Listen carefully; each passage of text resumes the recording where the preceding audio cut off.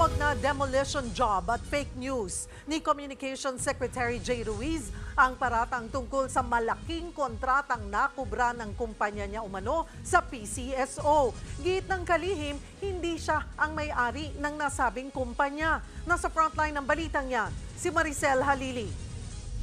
8 araw pa lang sa pwesto, nahaharap agad sa kontrobersya ang bagong talagang kalihim ng Presidential Communications Office na si Secretary Jay Ruiz.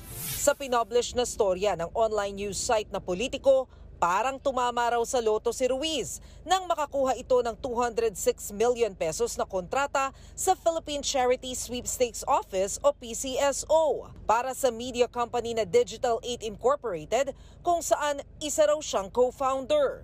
Pero paglilinaw ni Ruiz, hindi siya stockholder ng kumpanya, kundi kinatawan lang. On my 8th day, may ganito ng storyang lumalabas. Ano to, demolition job? Fake news ba to? Ano ang dahilan? Tumayo rin daw siyang sales and marketing head ng Digital 8 mula noong October 2024. Pero nag-resign na siya nitong Enero. Kaya malakas ang loob ko. Humarap sa inyo ngayon, wala akong kinitang 200 million. Pag-amin ni Ruiz, naapektuhan ng balita ang kanyang pamilya. Bukod sa na high blood ang 78 anyos niyang ina, kinailangan niya rin daw mag-request ng security para matiyak ang kaligtasan ng kanyang pamilya.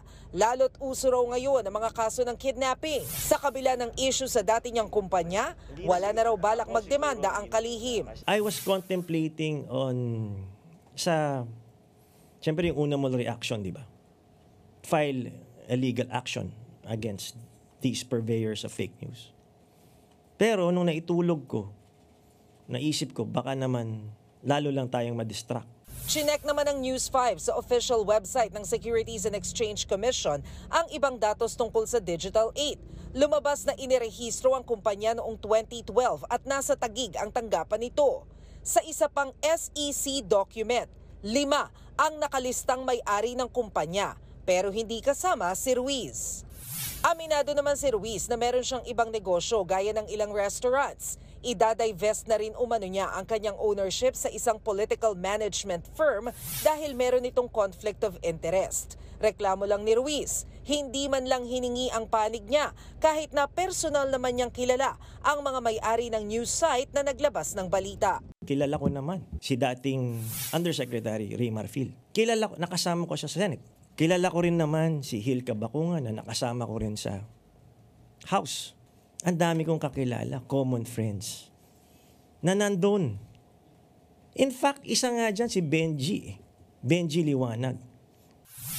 Sinubukan naming kunan ng pahayag ang mga binanggit na pangalan pero tumanggi ang mga ito na magkomento. Nagbabalita mula sa Frontline, Maricel Halili, News 5. Mga kapatid, Cheryl Cosim po, huwag maging huli at maging una sa lahat sa balitaan.